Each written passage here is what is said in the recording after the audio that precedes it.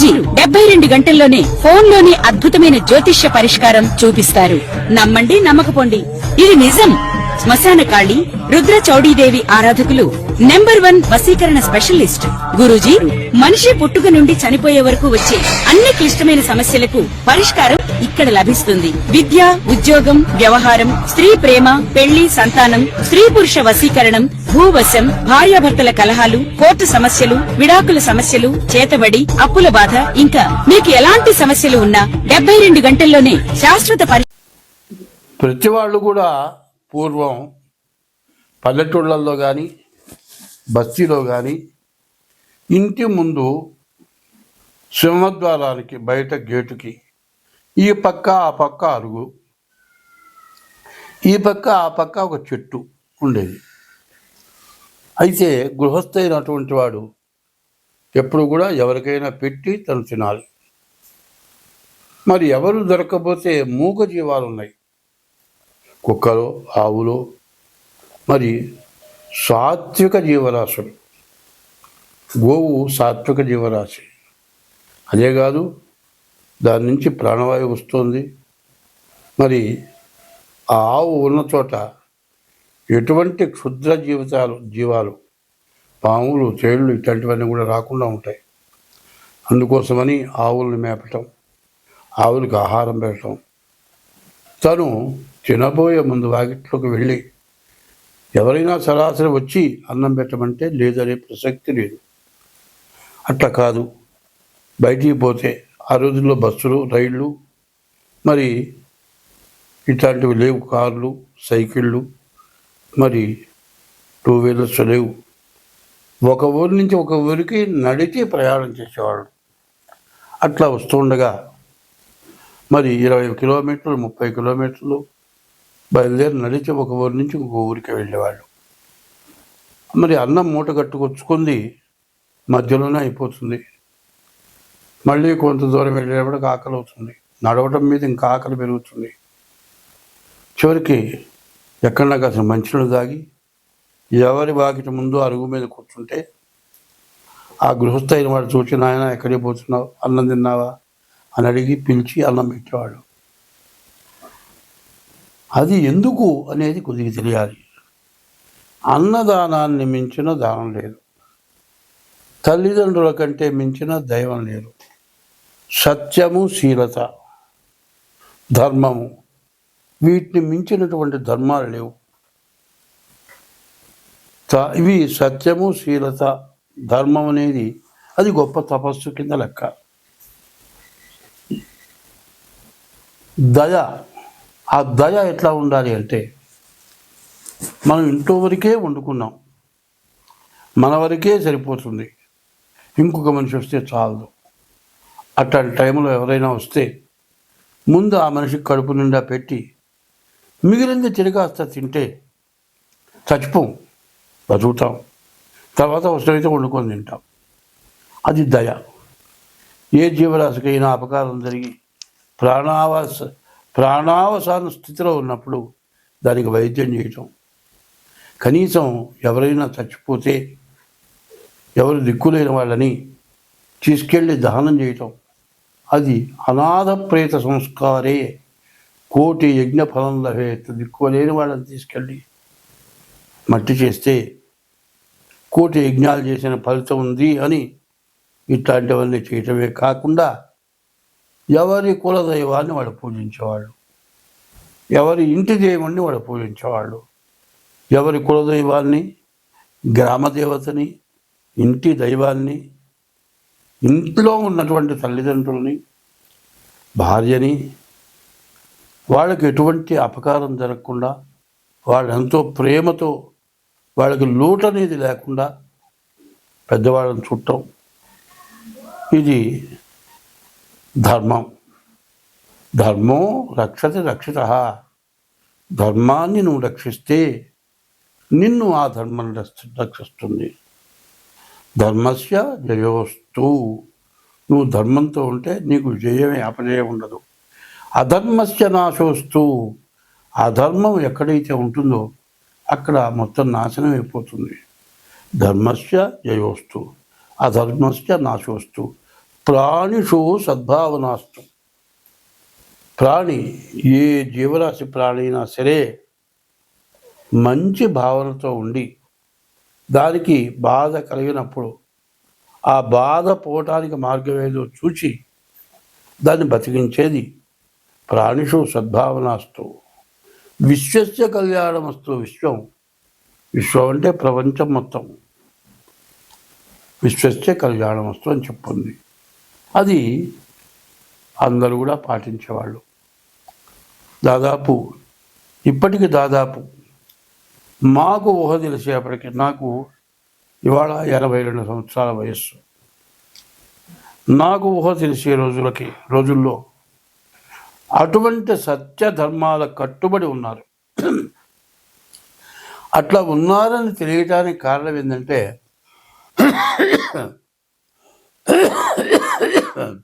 నాకు 10 సంవత్సరాల వయసు వచ్చేవాడికి నా తండ్రి పూర్తిగా అనారోగ్యవంతుడు. నా తండ్రికి మూర్ఛలు అంటే ఫిట్స్ వచ్చేవి. అమావాస్యకి పౌర్ణమికి ఫిట్స్ వచ్చేవి. కింద పడి గీల గీల గీల గీల తన్నుకొని ఆ చేతులు కాళ్ళు కొట్టుకుపోయి దెబ్బలు తగిలి నడిచిపోతూ ఉంటే ఏ గోడ మీద పడతాడో ఎక్కడ పడతాడో తెలియదు. ఒళ్ళంతా దెబ్బలు తగిలి నాలికంతా బాగా కొరుక్కొని ఆ ఫిట్ వచ్చినప్పుడు ఆ పుండ్లు మాని అన్నం తినాలంటే కనీసం పాలు మజ్జిగ పోస్తే కూడా నోరు మంట పుట్టేది. అట్లాంటి బాధ నా తండ్రి పడ్డాడు. 10 సంవత్సరాల వయసు నుంచి ఆయనతో చాలా కష్టపడ్డాం. అట్లా ఆయన ఏమీ సంపాదన లేకుండా పోయినాడు. నాకు చెల్లెళ్ళు 2, నాకు అక్కలు 2, మా తల్లి తండ్రి, ఇంతమందివి జీవించాలి. ఏదో నా చేతనేది చేసి, బ్రాహ్మడికి ఒక పద్ధతి ఉంది, ఉపనయనము నాటి మాట ఉన్నది సుమతి అని. ఉపనయనం రోజున ఎంత కోటీశ్వరుడైనా రాజాది రాజులైనా ఒడుగైన తర్వాత భవతీ భిక్షాందేహి, భవాన్ భిక్షాందేహి అని ముష్టెత్తిస్తారు. అది ఎందుకంటే ఏ మహాపతివ్రత చేతి మీదుగా ఇచ్చినటువంటి దానం, ఆహారం, దానివల్ల మంచి విద్యావంతులు అవుతారని ధర్మశాస్త్రం చెప్తుంది. ఉదయం పూట ముష్టికి వెళ్ళేవారు బియ్యానికి, మధ్యాహ్నం పూట బ్రాహ్మణ ఇళ్ళకి మధోకానికి వెళ్ళి కష్టపడి చదువుకొని ఈరోజు కూడా వాళ్ళకి, నేను చదువుకునే రోజుల్లో నాకు స్టైఫండ్ నెలకింతనిచ్చేవాళ్ళు. అట్లా వాళ్ళంతా ఇస్తే నా కుటుంబాన్ని పోషించుకొని నేను చదువుకొని, మరి కుటుంబానికి చాలనంత సంపాదన వచ్చిందాకా చదువుకొని, కనీసం అప్పుడు నాకు 300 వచ్చేవి స్టైఫండ్ ఇచ్చేది. అందరి ఇంటిని కొంతమంది ఇచ్చేవాళ్ళు. 150 రూపాయల ఆదాయం రాగానే నేను మీ దగ్గర తీసుకోనంటే, ఒక ఆయన పిలిచేయరా నీకు ఎంత వస్తుందిరా అంటే, నాకు 150 వస్తుందండి సంపాదన. మరి మేము ఇచ్చేది ఎంత వస్తుందంటే 300 వస్తుంది. సగమే కదరా అంటే నేను అన్నాను, సగమేనండి. మీ 300 నా 150 ఉంటే నాకు అహంకారం పెరుగుతుంది. అదే 150తో కష్టపడి సంపాదించుకుంటాను, పైకొస్తాను, నా తల్లిదండ్రులను పోషించుకుంటాను, మా ఆడపిల్లల పెళ్ళిళ్ళు చేస్తాను అంటే ఆయన అన్నాడు, ఆయన పేరు చెరువు సూర్యనారాయణ గారు, గుంటూరు మహానుభావుడు. ఆయన లేరు, ఏ లోకంలో ఉన్నారో.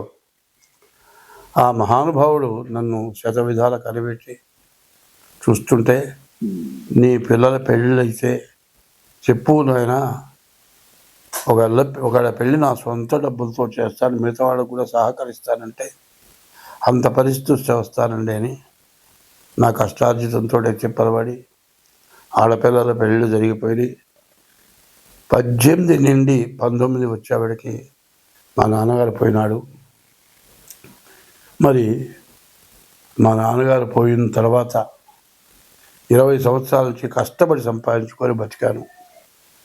ఆ రోజుల్లో అందరూ సత్యానికి ధర్మానికి నిలబడ్డారు కాబట్టి ఇవాళ నేను, నా తల్లిదండ్రులు, మా కుటుంబం, మా వంశం బాగుపడ్డది. ఏ మహాతల్లి చేతి మీదుగా పెట్టినటువంటి ధర్మంతో నేను ఇవాళ 10 మందికి చెప్పేటట్లుగా మరి అమెరికా, రష్యా, ఆస్ట్రేలియా ఇట్లాంటి దేశాల నుంచి జాతకం చెప్పమని ఫోన్లు వస్తూ ఉన్నాయి. దాంతో నేను జీవిస్తున్నాను. అప్పుడు అంత ధర్మం ఉంది, ఇప్పుడు అంత ధర్మం లేదు. ఎందుకు లేదు అంటే వచ్చేది చాలని పరిస్థితి. పిల్లల్ని చదువుకు చేరిస్తే ఎల్కేజీ నెలకి కనీసం చాలా ఖర్చు ఎక్కువ అవుతుంది అంటున్నారు. వాళ్ళ సంపాదన సగం కూడా చాలటం లేదు అంటున్నారు పిల్లల చదువులకే.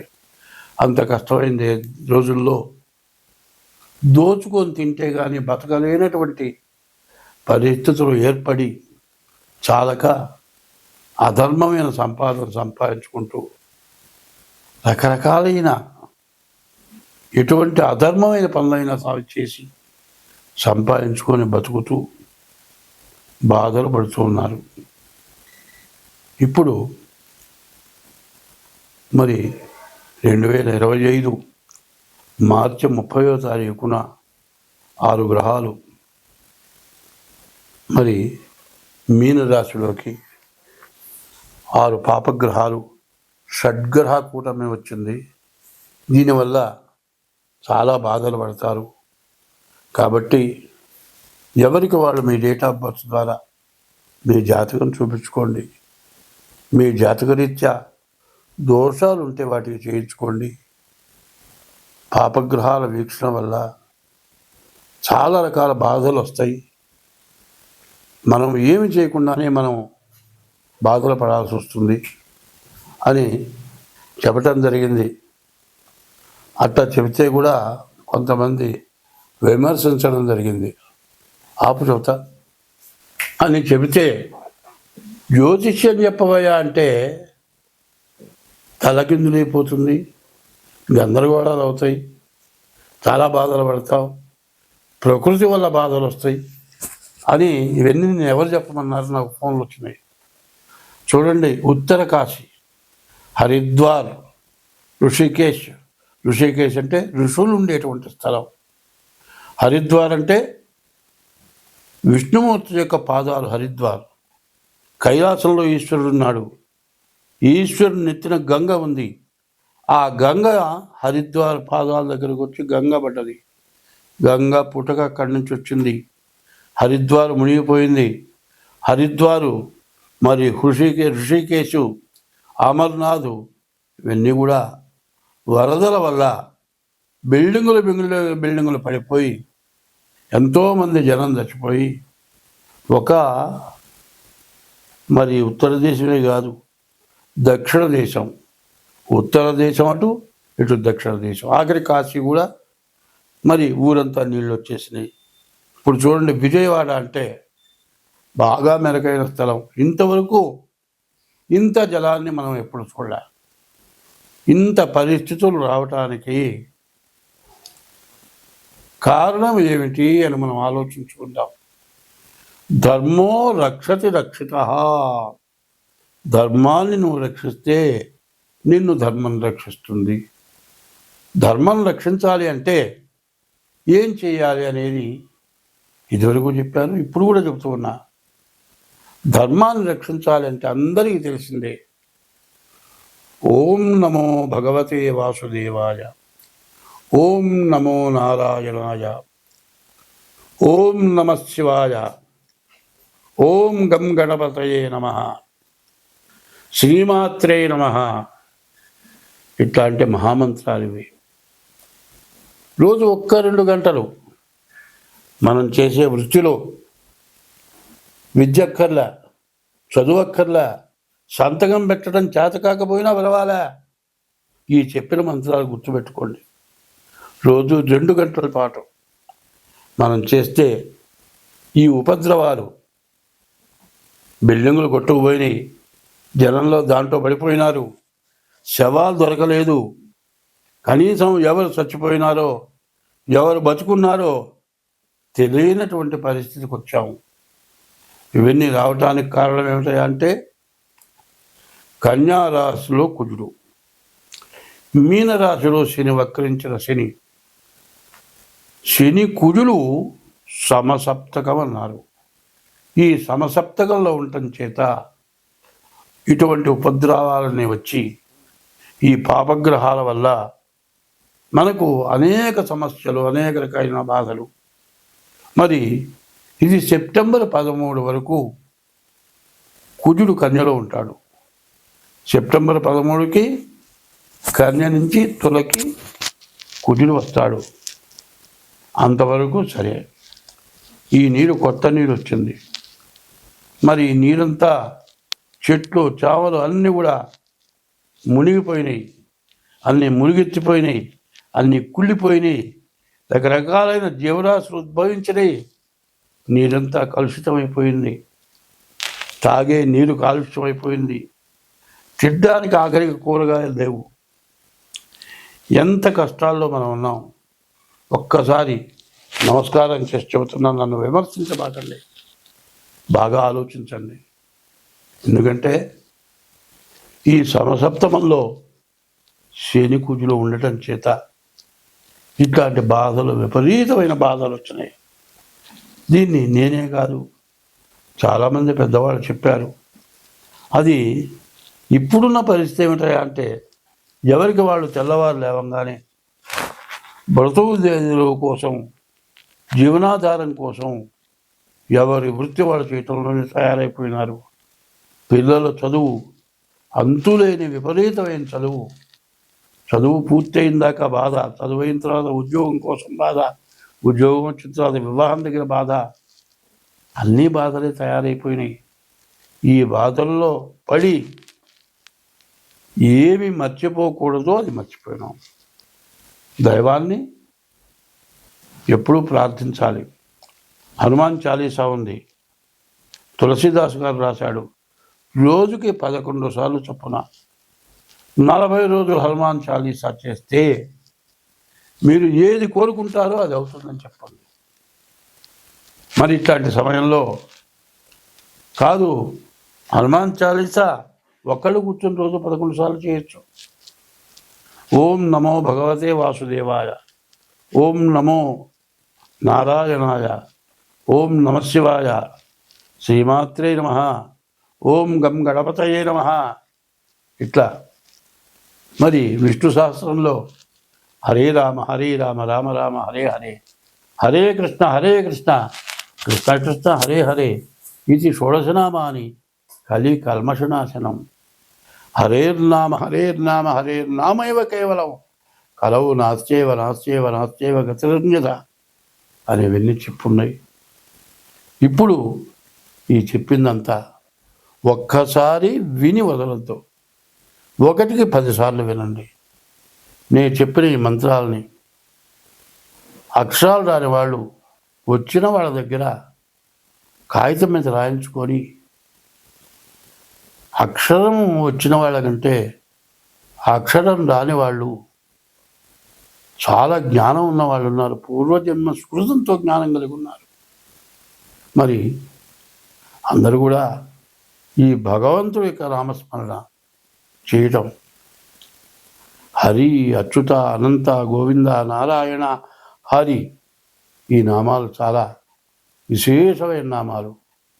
మా పెద్దవాళ్ళు ఎప్పుడూ స్మరణ చేసేవాళ్ళు. రామతారక మహామంత్రం ఉంది, ఆంజనేయ మహామంత్రం ఉంది. ఇవన్నీ గురువు దగ్గర ఉపదేశం చేసుకొని మేమంతా అనుష్ఠానం చేశాం. ఇప్పుడైనా ఎవరి పని వాళ్ళు చేసుకోండి. కనీసం తెల్లవారుజామున 1 గంట ముందు, సూర్యోదయానికి ముందు లేవండి. నేను చెప్పిన మంత్రాల్లో మీకు ఇష్టమైన మంత్రం 1-2 గంటలు స్మరించండి. కళ్ళు మూసుకొని 2 ఆలోచనలు లేకుండా చేయండి. మనకున్నటువంటి మరి సెప్టెంబర్ 13 దాకా ఈ వరదలు పెరిగిపోయి ఇప్పుడు ఇండియా అయిపోయింది, పాకిస్తాన్ కొట్టుకుపోతుంది అంటున్నారు. ప్రపంచ దేశాలని కూడా అల్లకల్లోలమయ్యే పరిస్థితులు కనబడుతూ ఉన్నాయి. కాబట్టి అందరం బాగుండాలి, శత్రువుని మంచిగా చూడాలి. ఒక మాట చెప్పింది, ఉపకారికి ఉపకారము విపరీతముగా దుచేయ వివరింపంగా, అపకారికి ఉపకారము నెపమెన్నక చేయువాడు నేర్పరి సుమతి అనుంది. అట్లా చేయటం. తర్వాత మృతియును జీవనంబునివి మేదిని లోపల జీవకోటికి సతతము సంభవించు సహజంబిది చోర హుతాశ సర్ప సంహతులను దప్పి ఆకటను పంచతనందడి అట్టి జీవుడు వేతలను పూర్వపుణ్య బల వేదనలందుచుకుందునిప్పుడు ఆగామి సంచితా ప్రారంధాలు. పూర్వజన్మలో ఈ జన్మలో మనల్ని కన్నవాళ్ళు చేసినటువంటి అధర్మమైన అసత్యమైన పాపమైన కృత్యాల వల్ల మరి కొండల మించి దుల్లి చచ్చిపోవటమో, ఏదో తగలబడిపోయే చోట పోయి అందులో పడి చచ్చిపోవటమో, దిక్కు ముక్కు లేక అడవిలో ప్రయాణం చేస్తూ నీళ్లు దొరక్క దాహం తీరక మంచినీళ్ళు లేక చచ్చిపోవటమో, రోగాల వల్ల చచ్చిపోవటమో, నడిచి వెళ్ళేటువంటి మనిషి కాలుదారి ఏదో బావిలో పట్టమో, కాదండి కాలుదారి పడి కాలు విరిగిపోయి ఎవరు తీసుకెళ్లేవాడు లేక, ఎవరు మనుషులు దొరక్క 2 రోజులు 3 రోజులు అక్కడే పడి ఉండి చివరికి తిండి లేక, నీళ్లు లేక, వైద్యం లేక చచ్చిపోవటం, ఇట్లాంటివి చాలా జరుగుతున్నాయి. ఇవన్నీ ఎందుకు? నీవు పూర్వజన్మలో ఈ జన్మలో నీవు చేసుకున్న పాపాల వల్ల జరుగుతున్నాయి. ఇటువంటి పాపాలన్నీ కూడా హరించిపోవాలి అంటే ఇదివరకు జర్మనీ కర్పూరం అని వచ్చేది. ఇంతలా ముద్ద కర్పూరం పళ్ళల్లో పెట్టి వెలిగిస్తే మొత్తం నీరైపోయేది. కిలోమీటర్ దూరం చల్లదనం వచ్చేది. ఆ కర్పూరం మొత్తం నీరైపోయి కరిగిపోయేది. అట్లా సమస్త పాపాలు కూడా హరించుకుపోతాయి. మనం రోజు తింటున్నాం, 3 పూట్లా తింటున్నాం. తిన్నట్టు అరిగిపోయి హరించుకుపోతుంది. ఎంత తిన్నా అయిపోతూనే ఉంది. అట్లాగే సముద్రాలు ఎండిపోతున్నాయి, కానీ జలుబుకి ముక్కులు మాత్రం ఎండిపోవట్లే. ఎంత తిన్నా ఈ కడుపులో ఆహారం జీర్ణమైపోతుంది. ఎంత సంపాదించినా ఎంత తిన్నా ఈ పొట్టకి తిండి మరి జీర్ణించుకోలేకపోయినా ఇట్లాంటి వరదల వల్ల కానీ కాలుష్యాల వల్ల కానీ జలుబు, దగ్గు, జ్వరం ఇటువంటివి వస్తున్నాయి. మరి ఇవన్నీ పోవాలి అంటే భగవంతుడి యొక్క నామస్మరణ ఎవరికి వాళ్ళు చేయటం. ఏదైనా కొంతమంది కలిసి చండీయాగము, రుద్రయాగము, లేకపోతే శతచండీ యాగము, మహారుద్రయాగము, సుదర్శన హోమము, ఇట్లా భాద్రపదం గణపతి హోమము ఇట్లాంటివి జరగటానికి ప్రోద్బలం ఇచ్చి అందరూ బాగుండాలి, మనం బాగుండాలి, ప్రతి జీవరాశి బాగుండాలి. ఇటువంటి సదుద్దేశంతో అందరూ కూడా కలిసికట్టుగా ఉండటమే కాక ప్రత్యేకించి మీ డేట్ ఆఫ్ బర్త్ ద్వారా కానీ మీ హస్త సాముద్రిక ద్వారా కానీ మాకు కూడా తినటానికి నోరుంది, మరి హరించుకుంటానికి పొట్ట ఉంది. దీనికోసం మేము కూడా జీవించాలి. కాబట్టి తగిన ఫీజు చెల్లించి మీ జాతకాలు చూపించుకోండి. మీ జాతకాల్లో ఉన్న దోషాలు ఏమన్నా ఉంటే, దానికి పరిహారాలు ఏమన్నా ఉంటే చెప్పడం చేయించడం కూడా జరుగుతుంది. మీరు ఎట్లా చేసుకోవాలి అనుకునేటట్లయితే మా ఫోన్ నెంబర్ 7801071946, ఇదొక నెంబరు 6300061241 ఈ నెంబరు. ఈ 2 నెంబర్లలో ఏ నెంబర్కైనా ఫోన్ చేసి మాతో సంప్రదించి తగిన ఫీజు చెల్లించి మీ జాతకం చెప్పించుకొని ఈ కష్ట సమయం నుంచి అందరం బయటపడాలి అనే ఉద్దేశంతో చెబుతూ ఉన్నది. దీన్ని అందరూ కూడా శ్రద్ధతో విని నేను చెప్పింది ఏమన్నా తప్పులు ఉంటే తప్పులుగా భావించొద్దు, ఒప్పులుగా తీసుకోండి. హంస నీలక్షీర న్యాయం అన్నారు. హంస పాలల్లో నీళ్లు కలిపితే నీళ్లు వదిలేసి పాలు తీసుకుంటుందట. ఇప్పుడు అట్లాగే నేను చెప్పిన దాంట్లో నీళ్లు లాగా పనికిరానివి తప్పుడు మాటలు, ఎవరన్నా బాధ పెట్టే మాటలు ఉంటే వాటిని వదిలేసి నేను చెప్పే మాటలు ఏమైనా మంచి ఉంటే ఆ మంచిని మాత్రం తీసుకోండి, ఆ మంచిని అవలంబించండి. మీరు బాగుంటారు, నేను బాగుంటాను, అందరం బాగుంటాం, దేశం బాగుంటుంది. 2025 సంవత్సరం సెప్టెంబర్ నెల 8వ రాశి వృశ్చిక రాశి. ఈ వృశ్చిక రాశి ఎట్లా ఉందో చూద్దాం. ఈ వృశ్చిక రాశికి మరి గురువు బాగాలేడు. గురువు వల్ల చాలా కష్టాలు, కూజుడు వల్ల చాలా నష్టాలు, ఇవన్నీ కూడా బాగా జరగడానికి అవకాశం ఉంది. సెప్టెంబర్ 13 వరకు మాత్రం మీ పరిస్థితి తారుమారుగా ఉంటుంది. సెప్టెంబర్ 13 తర్వాత మీకు మాత్రం చాలా బాగుండే అవకాశాలు ఉన్నాయి. కాబట్టి ఈ లోపల ఎంత జాగ్రత్త పడితే అంత మంచిది.